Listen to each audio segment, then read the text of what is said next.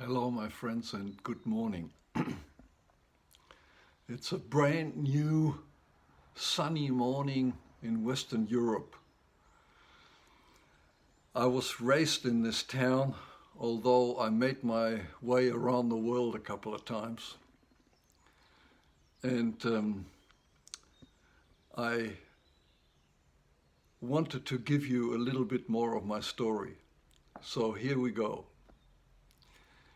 I was one of 8 in a family raised on the edge of a small town. My father was a veterinarian surgeon, and we had lots of animals around us. We had about a hectare of land around an old villa, something close to a castle, overgrown with vines and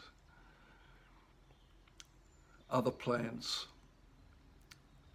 And my childhood was kind of up and down as my parents lived in Strive. But I remember I had a very nice experience once standing under some huge trees in front of the house. The sun was streaming through the leaves, and I looked into my hand, and I had a coin of worth 50 cents in my hands, and I thought, the world is perfect.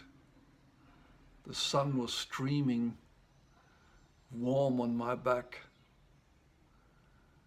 and the world was just round. It felt like I can achieve anything. Then I left home when I was 15, hit the road first. I hated school, and lots of things happened. I had a group of friends, and we lived in the forest, and we spent night times in old barns.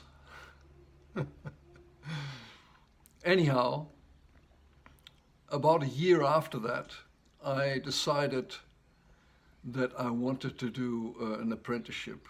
I wanted to do something with my hands. I remember very well how I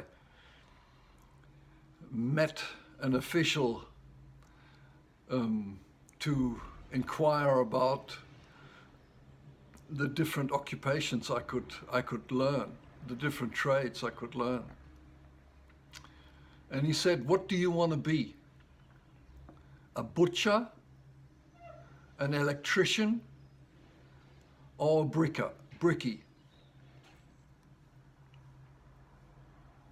And I thought, and I said, "None of that.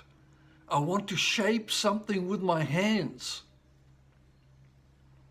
He said, "Then I'm sorry, I can't help you."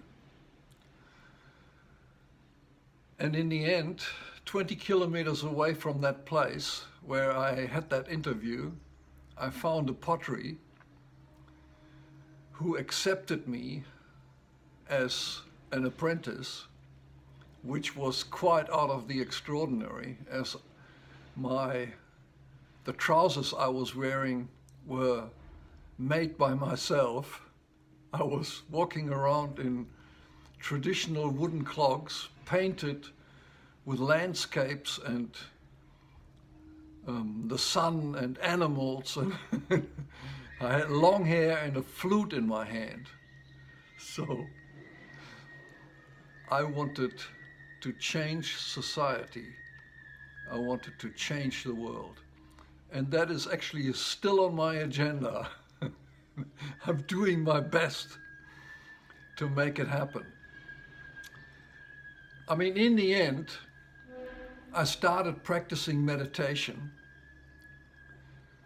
when I was about 18, on and off. There was a few years of break in between, but it was always the silver line in my soul. And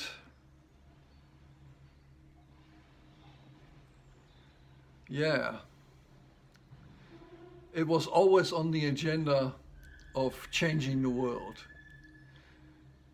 For many years, I did it in a confronting way because I had received lots of bashings from my teachers, mainly from my teachers, really. That's why I hated school. I love learning today. And then I changed my mind and I realized that somehow everything is connected. Somehow it's all got to do something with me. You know, I am at the cause of the things that I'm experiencing. That's what I learned pretty early in my life. I mean, I forgot it for quite some time, but it came back to me again, and I just recently learned a lot again about it. You know, we go on in life and then that silver line gets lost and we raise our children and we battle through marriage and we do all these things with love and passion, lots of passion. I'm an artist.